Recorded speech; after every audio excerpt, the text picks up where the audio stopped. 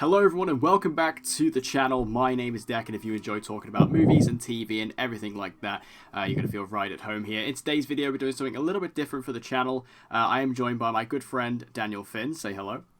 Hey, what's up? Dan is a good friend of mine who I often work with on my other channel, but on today's video we're on this channel and we're going to be doing a spoiler discussion / review of the new Apple TV Plus series Defending Jacob, which has just wrapped its final episode today for season 1. And this is a show that we've been watching as it's been coming out week for week, and I have to say, Apple, I'm very impressed. As someone who hasn't been impressed by your lineup of shows thus far, despite the morning show, which was pretty decent, but nothing amazing. This show really blew my socks off. It's kind of insane. Yep, I agree. Me and Dan have been chatting over the last couple of weeks. We've been saying that we wanted to do sort of a spoiler discussion for this. Just because it's such a fantastic show, amazing performances, a fantastic story, and I mean, now after watching that finale, an incredible conclusion. So I guess sort of we could start off just about general thoughts on the show. So like, how do you feel about it just overall as the entire season? Yeah, so like I haven't watched any of the Apple shows, so I went into this literally off the cast alone in the trailer. Like as soon as I saw Chris Evans in that trailer, I just thought, well, this is something new. Like he's never really done TV. Yeah. I like crime shows, and as soon as I watched that trailer, I was like, yeah, I've got to watch this show. This looks insane. And it was like, honestly, like you said, it blew your socks off. The ending was just something else. Like this show gripped me from like episode 1, where I honestly wanted to just be able to binge it all in one day. Yeah. It was that good. But at the same time, I kind of liked waiting each week just because it did grip me that much. And then when I got to watch it, I was just like, wow. And then you get to the end of that episode and you're like, wait, where's the next episode? Like, Yeah. I need it. And then you forget that you can't binge it. But then you get round to it again on the next week where you're like, oh, Defending Jacob's out. Like, here we go again. Yeah. And yeah, honestly, like, really good show. What about yourself? Yeah, I think that the idea that I actually really love, to Apple's credit, the way that they actually distribute their shows. I really like the fact that when they bring out a new show, they'll release the first 3 episodes. I think that's actually really good because I think 3 episodes is all you need for a show to sort of determine whether you personally like it or not. Like, Yeah. I think 3 is a good number. Like 3 is the magic number, as they say. Yeah. Yeah. I always sort of give myself 3 episodes. I've always done 3. I remember when I used to Okay. review TV back in the day, and when I did that, I used to do like a first impression series, and that was always after 3 episodes. Yeah. So that works really well for me, and as you say, I've really enjoyed the wait in between each of those episodes, because you had that initial 3 to really get you in and get you sucked into the show, which I absolutely did. I was there from episode 1. Yeah. Yeah, I watched all 3 episodes in one night. I don't know about you. Yeah, and then I watched them all in one sitting, and then Yeah. just waiting week to week, that mystery, keeping you there, keeping you engaged. It was genuinely a show I looked forward to every week. Yes. Yep. I was just so excited for each episode every Friday, seeing it pop up. I was really excited. I mean, as you say as well, I wish I could have binged it because it was just one of those shows that you just wanted to watch the next one immediately. But at the same time, it was really nice to kind of savor it and to keep looking forward to it every single week as well. Yeah. But I'm With sure it being in like, sorry, mate. Yeah, with it being like lockdown, you kind of do wanted to just binge it just because you've got that time where it. I don't know. It did kind of drop in sort of the perfect time though, didn't it? Oh yeah, I absolutely. felt like, yeah, where you did just have to wait for it, and the suspense of waiting for each episode killed me. Yeah, because I do think the show, like, one thing it does very well is with its central mystery, it is very compelling and it is very suspenseful. So that wait in between each one sort of added to that. It always like added to the experience, I think, especially because with a show like this and with the story it's trying to tell, you know, because it's a lot of it's kind of courtroom drama. It's kind of, you know, it's a very drawn out process. It's a lot of it is just waiting and just trying to think about what might or might not happen, and so the wait in between each episode kind of added to that experience in a way. And while I'm sure it's going to be great for a lot of people who are going to be watching the show now, who perhaps have waited for the entire season to drop so they can binge it, it's going to be great that they can binge it. Yeah. But I also think watching it week for week was a really, really great experience. Yeah. So for Exactly. me, like my overall thoughts on the season, I thought it was fantastic, amazing cast. We'll dive into the cast shortly, but Yeah. just an incredible cast, all worked so well, acted incredibly, and this story that just week to week, it sort of like added something new in every episode to kind of throw you for a loop, which I really like because this is like essentially, for lack of a better phrase, this is like essentially a murder mystery, and Yeah. Yeah. obviously it's a bit more sort of drama and serious than that, but it's basically a murder mystery, and to kind of add something new and to keep you thinking, keep you guessing every week was a really good sort of way of doing it. And when it all concludes in this final episode, I just love where it ends. I love where it leaves off. I could see some people perhaps not loving the ending, just Yeah. based on the fact. I mean, I should say, obviously, this is a complete spoiler discussion. I'm pretty sure I mentioned that at the beginning, but yeah, complete full Yeah. spoilers. Given the fact that the ending is very ambiguous, and it doesn't fully confirm who actually killed Ben Rifkin, I think that Yeah. some people could be left unsatisfied. But we'll talk about that at the end. But I think that, yeah, go on. And sort of the fact that obviously this show is based off a book. Yeah. And yeah, sort of in spoiler terms, it didn't follow the ending of the book. So I feel like people who did read the book and were really excited for the show to come out may be like a bit disappointed with the ending. Personally, from having read the ending, I'm kind of not disappointed with the ending in that it didn't follow the book. I always like when shows follow the source material, just because I think it's a lot easier, and especially if you are a fan of a show or book series, sorry, like say Harry Potter, that it does follow that because you grow up with it. But yeah, no, I'm definitely not disappointed with the ending. I mean, I think because we were talking just before we started recording about whether or not we get a season 2, and I think the fact that they did change the ending of the book, where obviously at the end of the book, as you told me, actually Laurie and Jacob actually both die in the car crash at the end. Yep. I think the fact that maybe they left them alive perhaps hints at the fact they might want to do a season 2. Yeah. Because I think if this was the first, this was it, I think they would have potentially killed them off. Yeah, exactly. Just because it would have closed that off, and that would have been that. Yeah. Yeah. Whereas with this, because they left them alive and they changed that ending, makes me think maybe they actually might do something else with it. And kind of yeah, I've got story.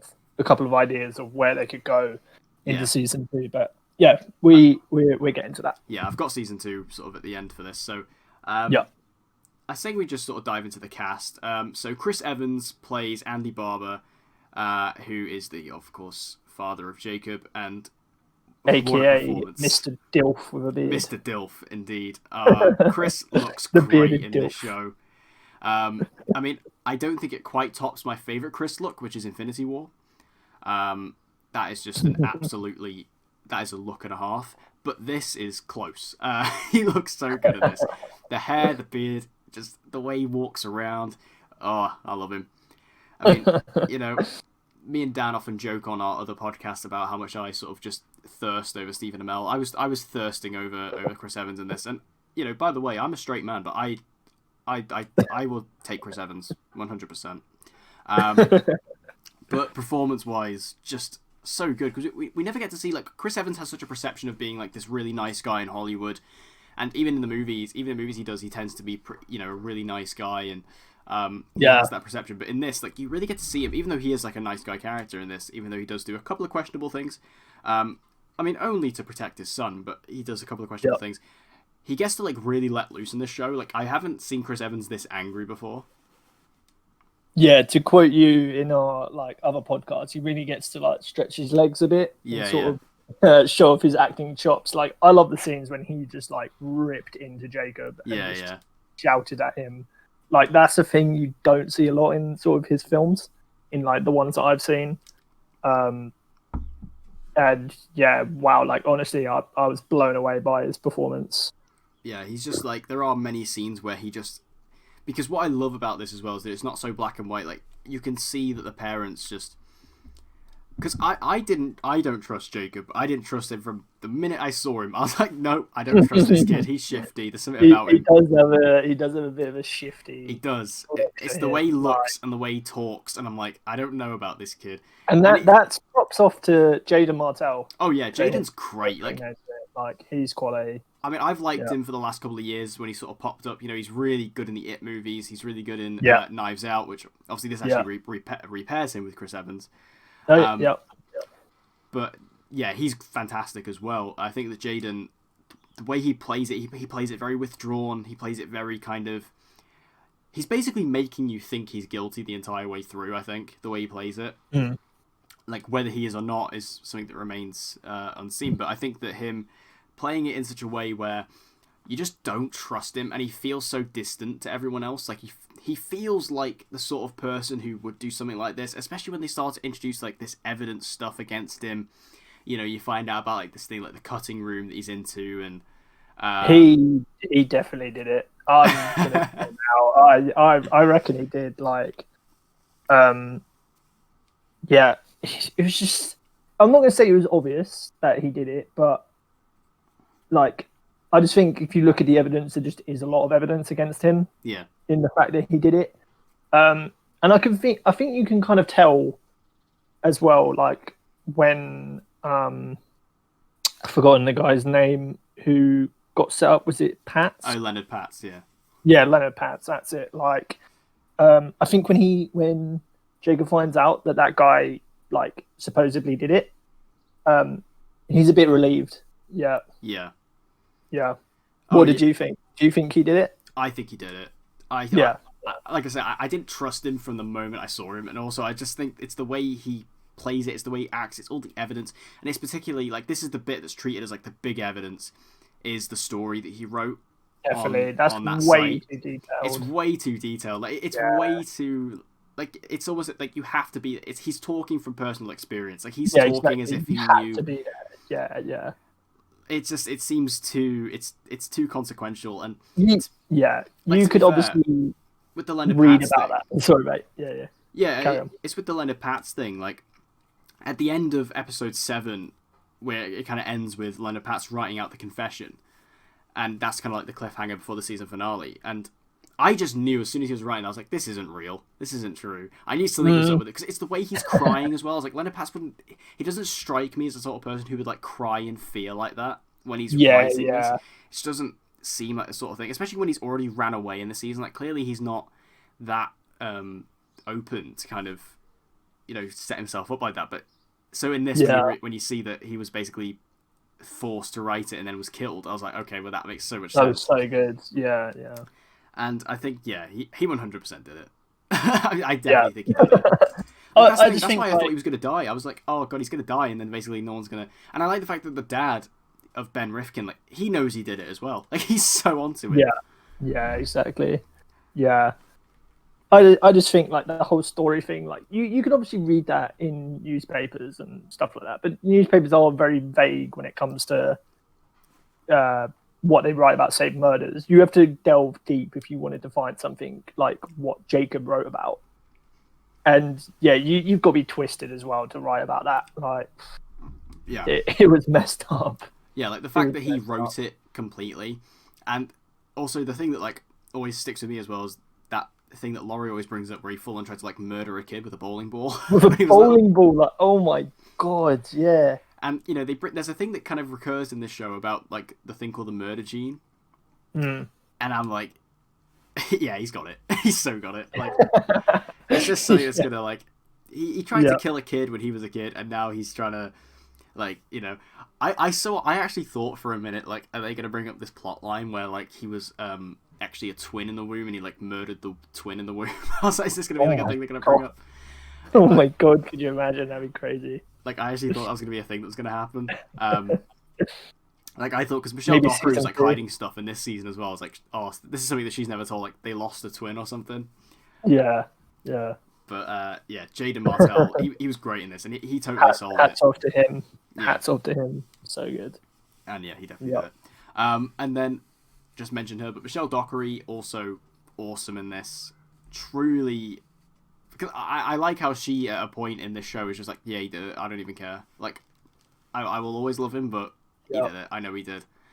Could you imagine getting to that point as like a parent where you actually then in your head, like you just know that your child did that, like that, like what that would mess you up. And I mean, it obviously does to Laurie because as we see at the end of the show, she's driving Jacob for a haircut and suddenly decides to start speeding down the road when it's like pissing down with rain, gets up to about 80 miles an hour and just swerves it into a wall. Like, it's just like, it's insane. And I like the way she looks at Jacob, because there are moments where it's almost like they're trying to go back to normal. There's even moments where, like, you know, in broad senses, it is gone back to normal, but she'll look at Jacob and then just kind of like look away, where she just doesn't trust him anymore. Like, she doesn't, because it would affect you. Like, if there was a point in time where, like, because even regardless of whether he did it or not, there's still all these things that he's done, and it would like, change your perception. Writing,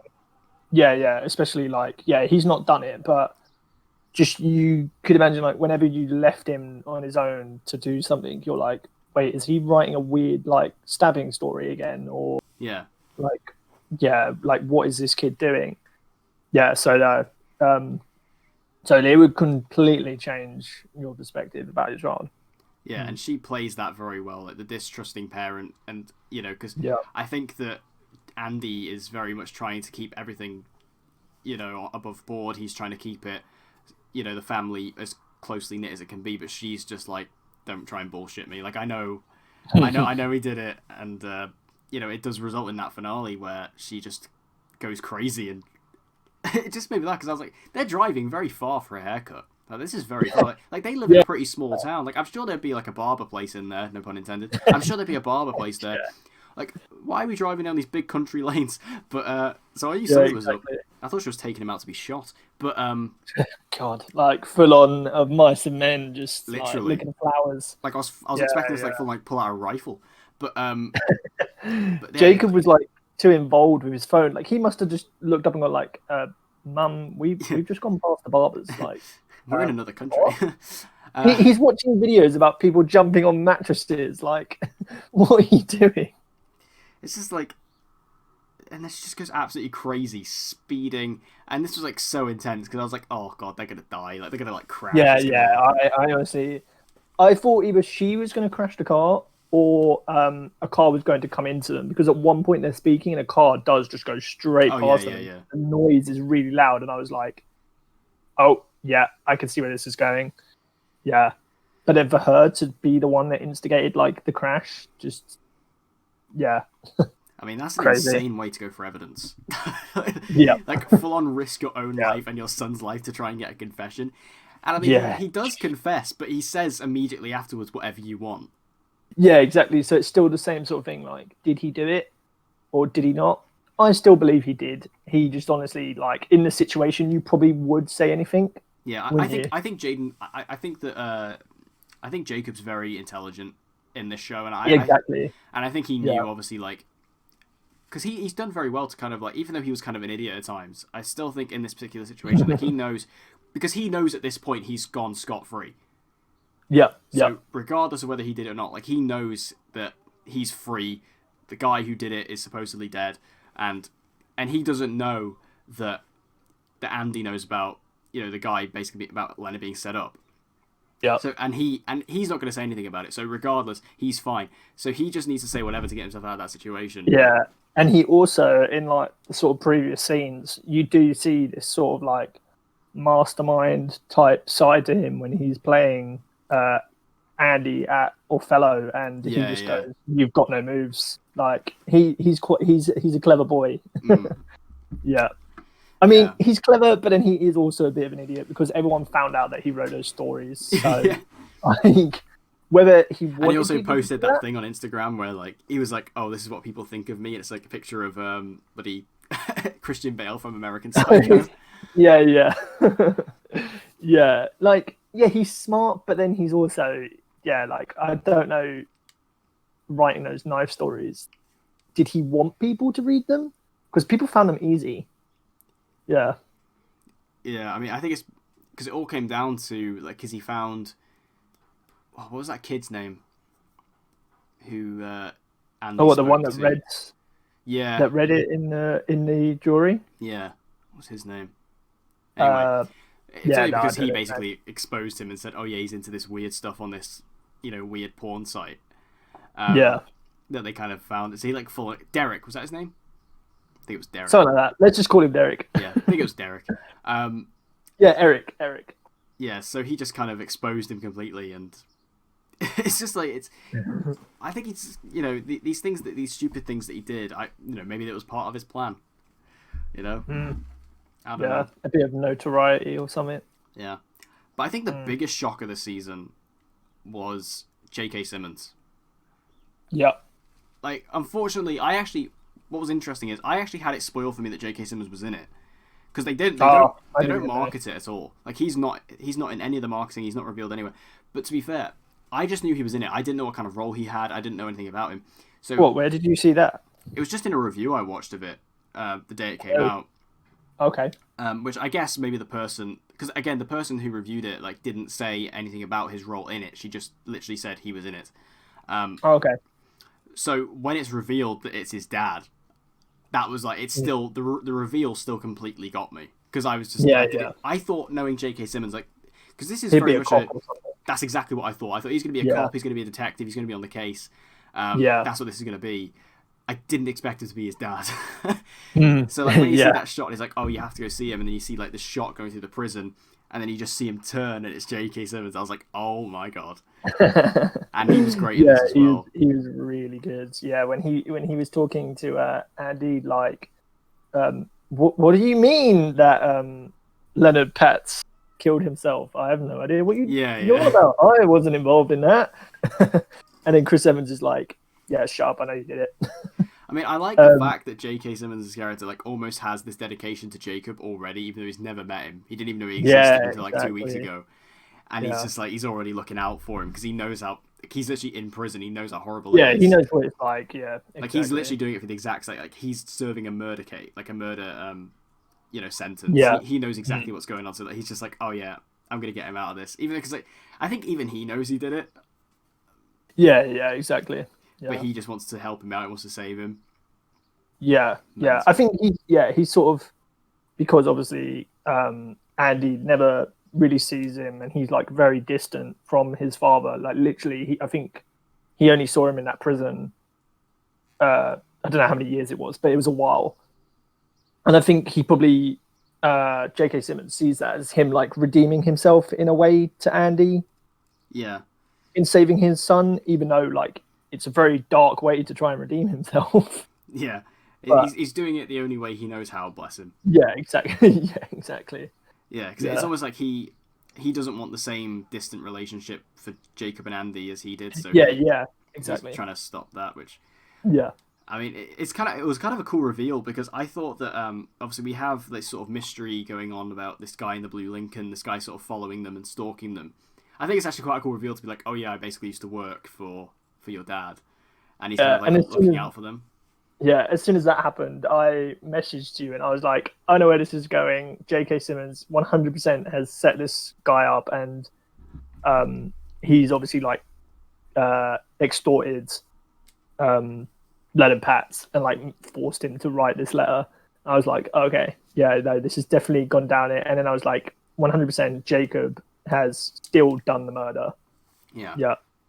Because even in the court case, when he's like stood up and he's being acquitted of the crime, like, it's this smile he has. He's got this really dark smile, doesn't he? Yeah, like he looks like creepy little kid. He is. He looks like a little murderer, and I'm like, you've definitely done something. Because he looks so gleeful, like he's got away with it, like he knows he's now free. Because that was a complete get out of jail free card for him. Like, literally someone who. Because at the beginning of the season, when they bring in Leonard Patz, like, it's a very obvious sort of thing. Like, oh yeah, he's a kiddie fiddler. This is obvious sort of thing. And it was very easy target, and to see that. That's when he was introduced. I was like, oh well, this is gonna go nowhere with this guy, because it's just it's too obvious. Yeah, like a red herring straight away. Completely, yeah. But I think they knew that, which is why they kind of went back and forth with the whole thing. Because there was even that other character they introduced, that like other kid who kind of almost grew out of him. You know, who Andy was investigating. Like, even that threw like a wrench in the works and stuff like that. So Yeah. I think it was too obvious for Leonard Patz, but still to have JK completely just extort him, make him write the letter and stuff. It was a great reveal. I think it worked really well. It really was. Yeah, yeah. It was definitely like well written. Yeah. Yeah, like really, really well done. Yeah. So I guess something else to talk about is I guess it's just like the finale. Like the finale is I think the longest episode. It's an hour and 6 minutes, I think. Yeah, I think so. And there's so much that happens in this.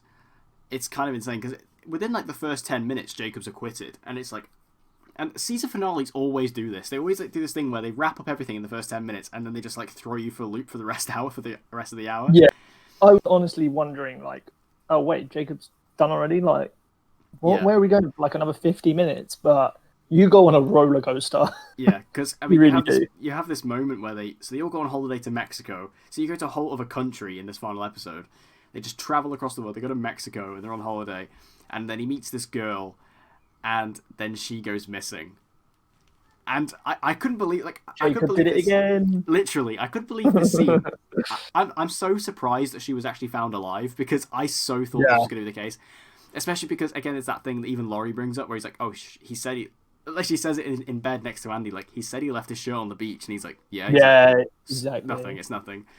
Like it's throwing away evidence and stuff. But I couldn't believe it. Like that scene where they're sort of in the restaurant, and you just have Laurie and Jacob back at the table, Andy's off elsewhere, and just the police show up. I was like, because they frame it in a way where you can't even see the police initially. They just kind of like walk in the background. You have to sort of like look for them. Yeah, exactly. And I was like, oh my god. I was like, what's going on?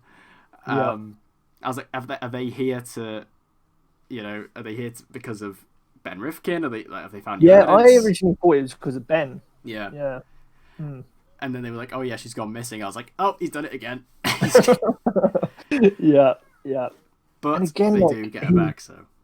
Yeah, again, he's just really dark when they walk back from. The table when he's just sat there like watching TV. And honestly, I thought he was going to be sat there watching like hotel porn or something. And he's dark. But yeah, he's just sat there watching TV, really sort of grumpy and moody.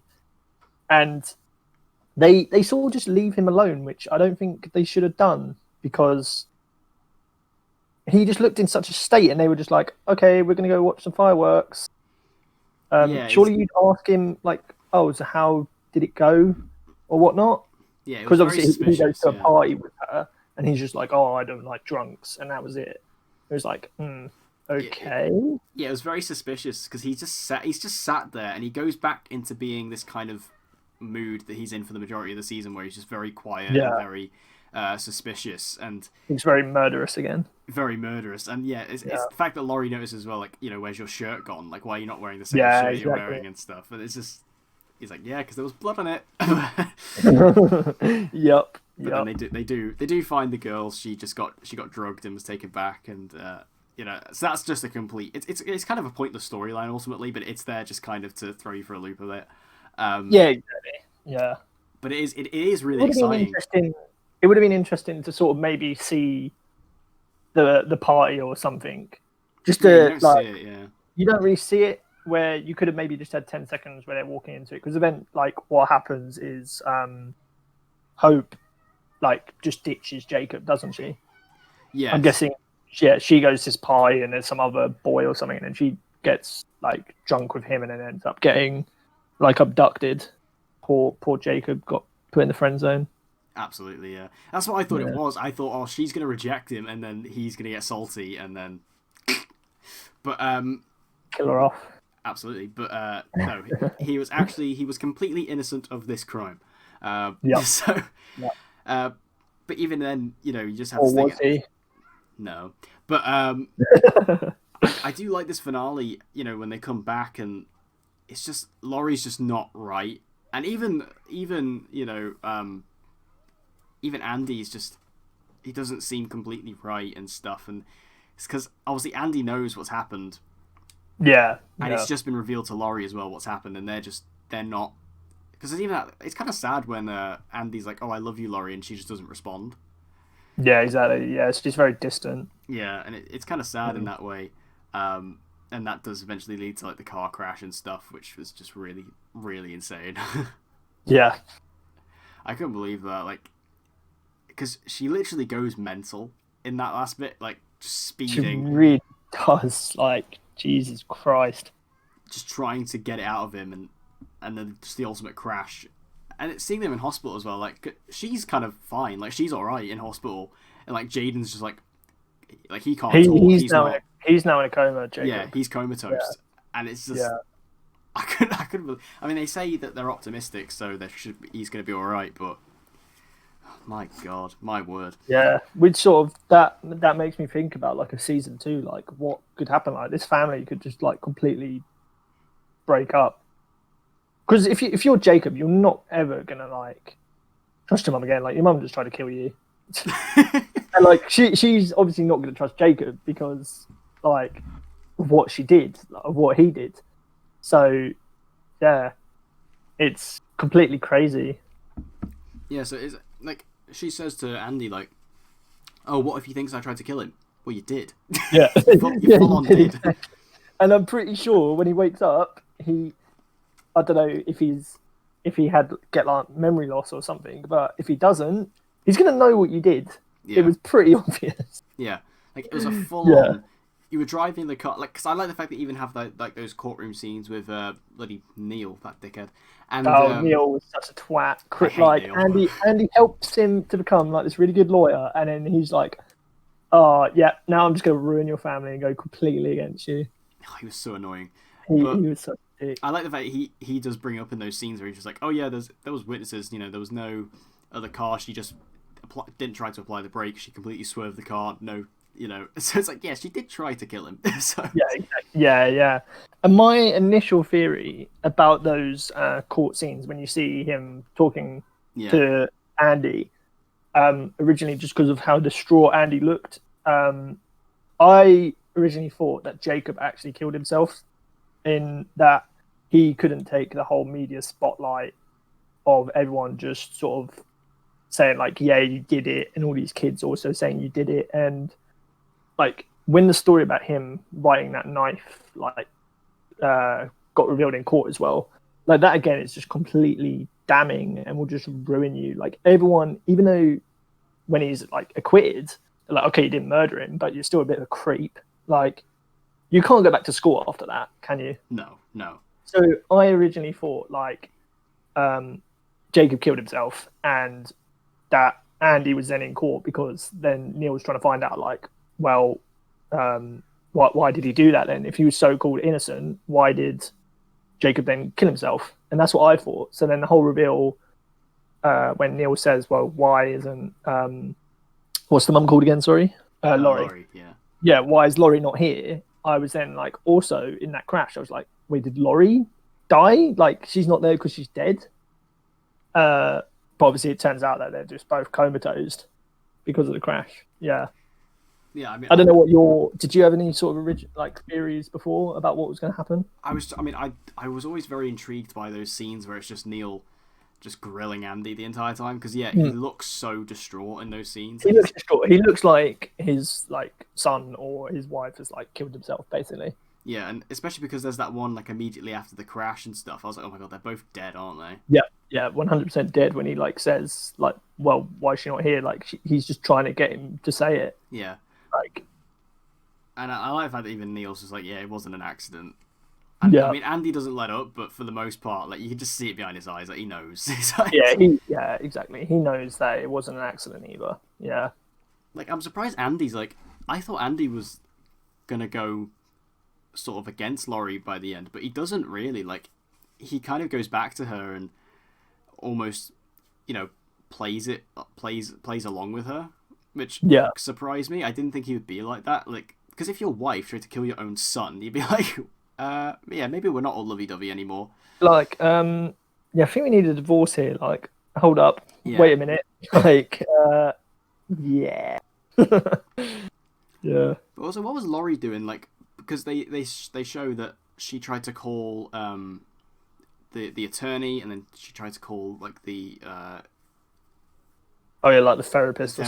Like, so what was she trying to do there? Was she trying to like just consent with someone, like trying to talk herself out of it. Yeah, yeah, not quite sure what that was. Yeah, maybe she was gonna like, yeah, try to get someone to like calm her down or something, and to tell her. But that therapist was always against Jacob anyway, wasn't Oh yeah, he? yeah. I think Like she knew. it. Yeah, I think that she always kind of had this thing where, because even Laurie was always pushing her like, oh, just say you did it. Oh, I'm not gonna say that, whether he did it or not. That's not my job. Exactly. Yeah. But it's very, very interesting the way that all plays out. I think that the way that this all kind of intertwines, because it's all a lot of family drama in this as well, which just seeing this couple and this family just being torn apart, and it's genuinely kind of uncomfortable to watch at times. Yeah, yeah. Like, there's nothing worse in life than an awkward dinner. And there's so many awkward dinner scenes in this movie, in this show. Yes. There's so many. Like, it's just these three Not people. even the pizza could save that. Literally, just like sat around this table, just, oh, I hate it. It's just, Yeah, it's one of the worst things you can go through in real life, and just seeing it like multiple times throughout the season is terrible. Yeah, exactly. Yeah, yeah. But I guess that's sort of. Is there anything else in this season you want to talk about? So I think about. Oh, I also I really liked the performance of what's her name, the attorney. She was really good in this. Yeah. I don't know who played her, but yeah, she was really good. In that, I think as well. Do you reckon she sort of thinks they did it? Because she's the one that originally brings up the murder gene, didn't she? Yeah, Did she bring that up?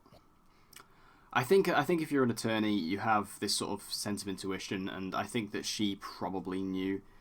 But she plays it very well, because I think obviously as an attorney you have to defend your defendant no matter what. Yeah, exactly.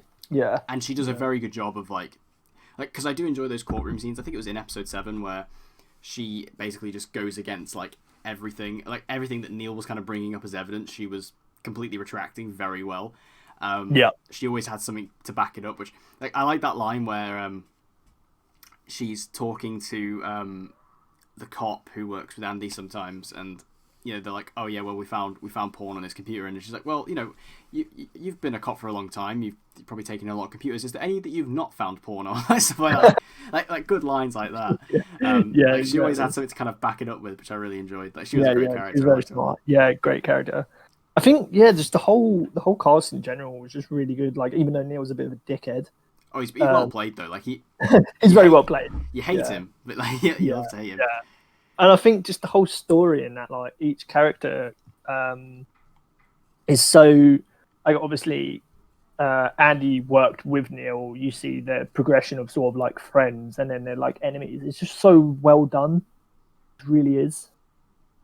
Yeah, it is a lot of sort of character drama, but I think it's written so well and it's performed so well that you believe it completely. And I like how the characters particularly don't really stick to archetypes. I was expecting Laurie to kind of be the forever supporting mum, but what I quite like is that she's actually more against Jacob than Andy is. Yeah, Andy's definitely. I didn't expect. Like supporting Dad. They kind of like switch it a little bit, don't they? Yeah, because I was full on expecting Laurie to just be like, "Oh no, he's my son. I know him. My son could never do that." Yeah, because it's a mother's bond. But I guess equally as well, if it is that mother's kind of connection, you would know. Yeah, you'd also have this deeper understanding of them. Yeah, and if you'd know something wasn't right, and she kind of goes against him pretty early on. Because even Andy's like, what are you talking about? Of course I don't believe it, blah, blah, blah.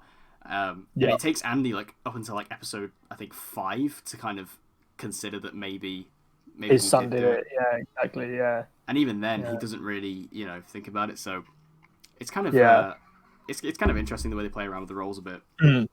I really wish they had shown Andy throwing away the knife. In that, it's sort of, he's just like, oh yeah, I threw it away. It's like, oh, I would like to have seen a scene where he's like considering it, where he's like, no, did my son really do it? And he's like, well, if my son did it, then obviously I'm going to back my son and I'm going to help him because he doesn't want his son to be like his dad. So like to see him say like dispose of this knife could have been like a really good scene. I don't know if they shot it and then left it out. Well, we do see him dispose of the knife. Do we again? Yeah, he basically he chucks it in a neighbor's bin as it's being taken. Oh right, yeah. Sorry, yeah, no, he does. And like literally has like the trash truck's about to come. That's such a crap way to dispose of it. I know, yeah. Like because I thought that when he did it, I was like, that can easily come back.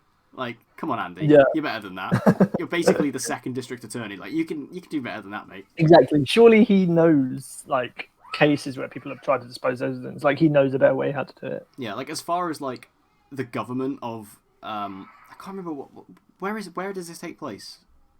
I can't remember. Anyway, whatever city it's in. Like he's pretty high up. Like Andy's pretty high up as far as the government and lawyers are concerned. Like he's pretty high up. Like surely he would have a better method of disposal than that. Yeah, exactly. Like it's kind of crazy. Oh, it's in Massachusetts. Massachusetts, that's it. Yeah. Yeah. And like even like again, even going back to Jacob, like I mean, he had the knife, which literally didn't they say it literally matched the exact same knife that was used? Yeah, I believe so. So again, that's just like more evidence there. Yeah. And I don't buy the fact that if you were someone who wasn't twisted and wasn't evil, if you found someone who you know, whether he was your bully or not, which again is more substantial evidence, if you found a kid in your school lying next to dead or basically dead in a ditch and you just didn't tell anyone, like come on. Exactly. Why did you not tell anyone? Like, that's so because that's the thing. Like Jacob's story, like he said, "Oh yeah, I found him. I tried to help him. I saw the blood, and then I left him." Yeah, it was like, oh, whether he was your bully or not, like you'd call the police. Yeah. Or call an ambulance, or whatever. Like you would try and get because whether you killed him or not, you would like if Ben died, which he obviously does, you would feel guilty about that regardless. Because you'd be like, oh, I could have, I may not have been able to save him, but I could have at least tried to help him. At least, because you would still feel like you had blood on your hands in that way. If you found someone literally dying and you didn't help them, you're basically just as responsible. Yeah, and then Jacob again was a bit of an idiot and went on Facebook and was like, oh, couldn't happen to a nicer guy. Like, you don't say that. No. Like, yeah. He kind of put a lot of evidence on himself, didn't he? Oh, he absolutely did. He kind of made it easy to be caught. Yeah. But then, like, the whole way of how it's written and how they, like, I think to the audience it was obvious that he did it, and what they then did was like try to convince you that he didn't, and then getting the Andy's dad involved and like obviously setting up a plot that this other guy did. It was just so well done. Like there was just so many twists and turns, and yeah, again, just sort of hats off to the fact that how good this show was. Yeah, and I think it does a really good job of genuinely making you feel uncomfortable. Like there are many moments where, particularly in the last sort of handful of episodes, where it was genuinely getting unsettling to watch. Like watching these people, particularly in the courtroom and stuff like that, where all this evidence is getting revealed about Jacob, and just kind of seeing Laurie's face just drop more and more as the episode goes on. And then in this episode was so intense and very stressful, just because it's such a long episode as well, so it kind of just keeps going and going and building and building to this crash scene. It's mental. So I think it's a fantastic show. I think it's so well done. It really is. Like I think if you're looking for a reason to sort of maybe use your free trial of Apple TV Plus, which a lot of people have, this is definitely a reason to give it a go. Because this is a great starting point, and obviously you can check out the other shows as well, see what you think of them. But this is definitely the best thing I've seen from Apple TV Plus thus far. So I guess obviously the final question is: do you think we'll get a season 2 straight up? Well, like having sort of seen that the book ending is that Laurie and Jacob die, and they decided not to use that ending, sort of hints they were like, when you've got someone like Chris Evans, he's gonna bring a lot of success to whatever he's in. Yeah. Like I don't think he's been in many things that have failed. So they were probably thinking, we could make some money here. And a season 2 would, like, obviously the reviews of this show so far have been massively high, so like they could do a season 2. My point being is whether it should get a season 2. Just in fact that it will obviously be going off of the source material. Like there isn't a second book, so they're going to have to come up with something else. Yeah. In that, my sort of ideas is that obviously at the end Andy gets his job back, doesn't he? Like he's allowed to become an attorney again. Yeah, they allow him to. Yeah. Yeah, so you could have the second season where Andy is the attorney on like another sort of case like this, while also in the background still having to deal with like Laurie, or like Jacob being in say a coma for like half the season or something like that. But I feel like it probably it'd be quite hard to do a season 2. So I feel like it should just leave it as it is, to be honest. Yeah, I think that there is a It could get a little bit messy. Yeah, I think that there's a big chance they do it because, like you say, I think the fact they changed the ending from the book kind of hints at the fact that they want to keep these characters around so they can use them again. If they had no intention of doing it, I think they would have just stuck to the ending and killed them off. Yeah, exactly. Yeah. And I think that would have been like a really impactful way to end the season because you could still leave it ambiguous, but yeah, I think they should have got the book ending. Yeah, I think it should have done the book ending.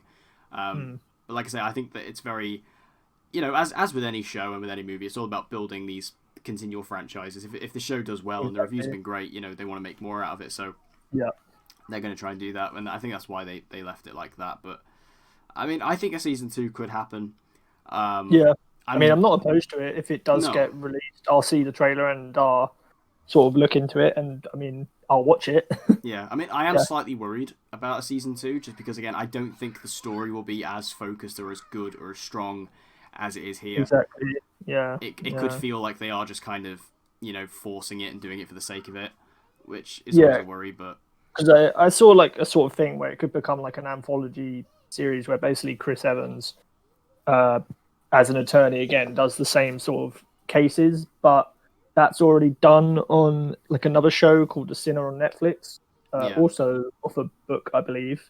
But yeah, if you haven't seen The Sinner, it's very much in the same vein as like this person who you never think would commit a murder does, and then throughout the series you thought like, did they do it? Type of thing. So if you haven't seen that, I thoroughly recommend that show as well.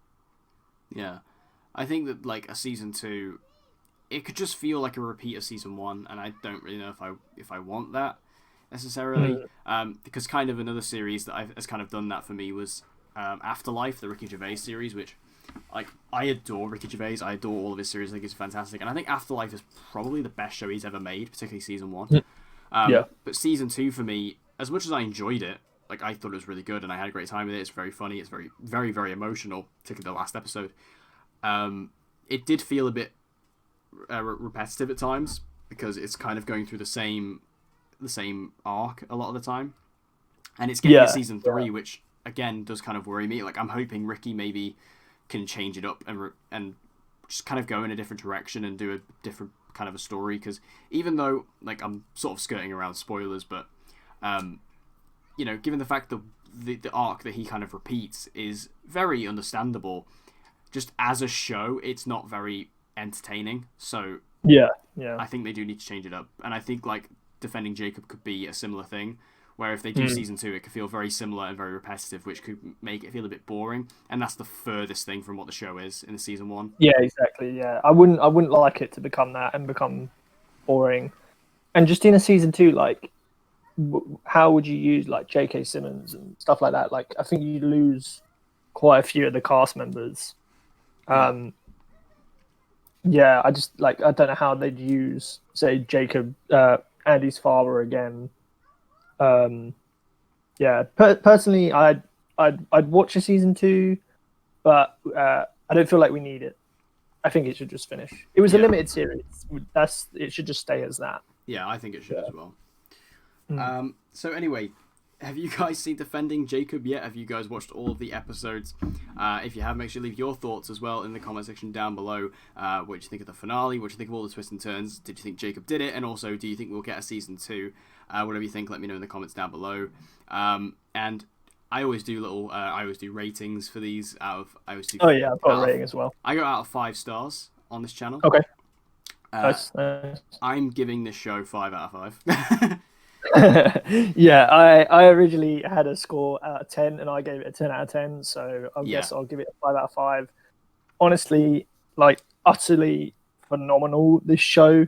The cast, the acting, the plot, like the twists and turns that we went through. It was just incredible. I haven't watched a show like this in quite a while, where it brought me on such a roller coaster and just had such like a great ending, like Yeah. conclusion to it. I was hooked from episode 1, and when I got to episode 10 and the credits rolled, just amazing. Yeah, Yeah. like I genuinely felt shook by this show. I was genuinely rocked by it.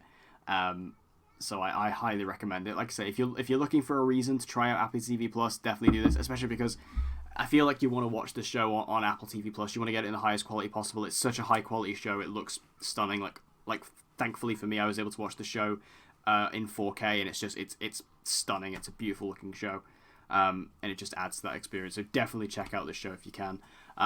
So I want to thank you, Dan, for coming on, joining me for this episode. No worries. You're probably going to hear a lot more of Dan as more things come out. And obviously bringing back the other Dan as well into this channel, because The Boys Season 2 will be out shortly. So I'll probably do something similar to this for The Boys Season 2. And Sounds also good. just other shows and movies and stuff like that. So thanks for coming on and joining me today.